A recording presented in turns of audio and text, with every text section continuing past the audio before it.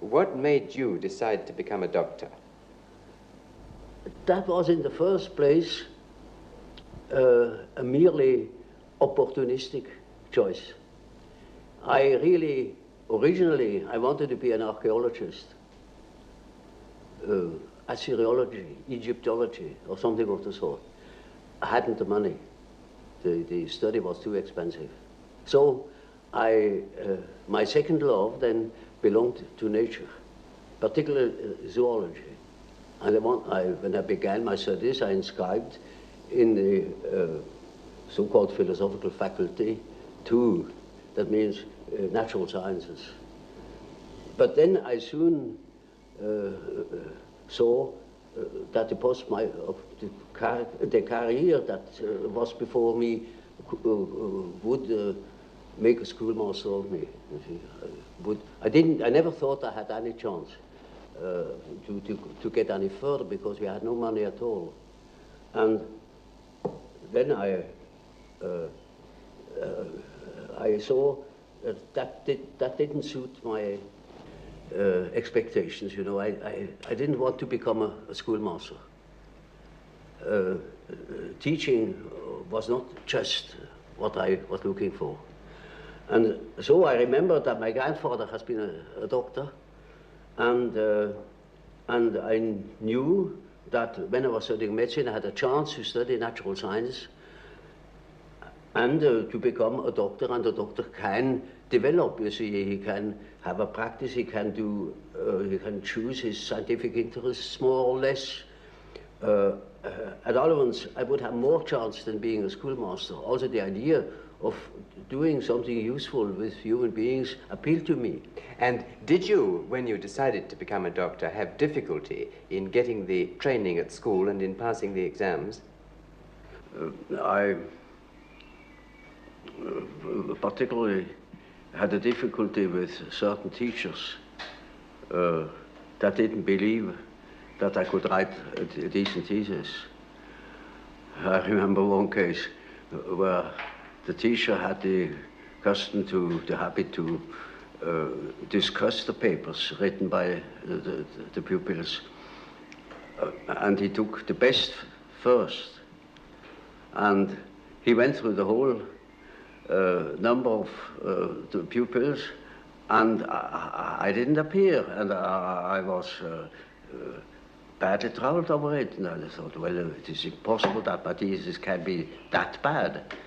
And when he had finished, he said, there is still one paper left over, and that is the one by Jung. That would be by far the best paper if it hadn't been copied. He has just copied it somewhere, stolen. You are a thief, Jung. And if I knew where you have stolen it, I would fling you out of school. And I got mad, and I said, this is the one thesis where I have worked the most, because the theme was interesting, in contradistinction, you know, to other themes which are not at all interesting to me. And then he said, you are a liar, and if you can prove that you have stolen that thing somewhere, then you get out of school. Now that was a very serious thing to me, because what else then, you see? And I hated that fellow, and that was the only man I could have killed, you know. If I had met him once at a dark corner, I would have shown him something of what I could do. Well, now, when the time came that you qualified as a doctor, what made you decide to specialize in being an alienist? Yeah, that is rather an interesting point. When I had finished my studies practically, and when I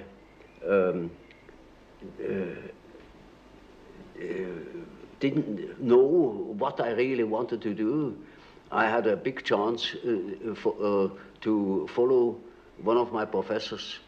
He was called to a new position in Munich, and he wanted me as his assistant. But then, in that moment, I studied for my final examination. I came across the textbook, a textbook of psychiatry. Up to then, I thought nothing about it because our professor then wasn't particularly interesting. And I only read the introduction to that book, where certain things were said about psychosis as a maladjustment of the personality. That hit the nail on the head. In that moment, I saw I must become an alienist. My heart was thumping wildly in that moment. When I told my professor I wouldn't follow him, I would study psychiatry, he couldn't understand it. Nor my friends, because in those days psychiatry was nothing, nothing at all. But I saw one great chance to unite certain contrasting things in myself, namely, beside medicine, beside natural science, I always had studied history of philosophy and such subjects. It was just as if suddenly two streams were joining.